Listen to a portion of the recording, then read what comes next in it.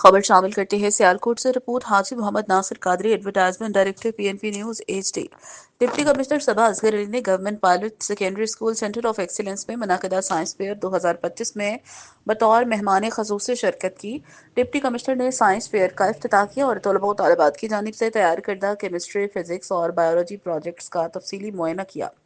Deputy commissioner Saba Asghar Ali ने तलबा से गुफ्तगू करते हुए कहा कि साइंस और टेक्नोलॉजी में महारत हासिल करना वक्त की अहम ज़रूरत है। नौजवानों में तहकीक, जुस्तजू और ईजादात का जज्बा ही कौम को तरक्की की नई राहों पर गामजन करता है। तालीमी इदारों में इस नौयत की सरगर्मियाँ तलबा की सलाहियतों को निखारने में मददगार साबित होती हैं। उन्होंने मजीद कहा कि ज़िले इंतजामिया ऐसे तालीमी प्रोग्रामों की मुकम्मल सरपरस्ती जारी रखेगी ताकि सियालकोट के तलबा मुल्क भर में अपनी इल्मी बरतरी बरकरार रख सकें।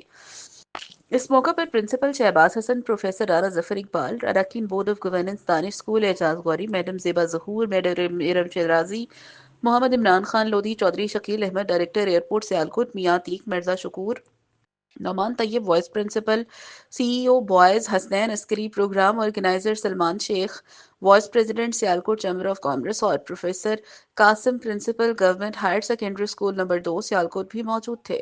तकरीब के अख्ताम पर नुमाया कारकर्दगी दिखाने वाले तलबा में तारीफी इस्नाद भी तकसीम की गई।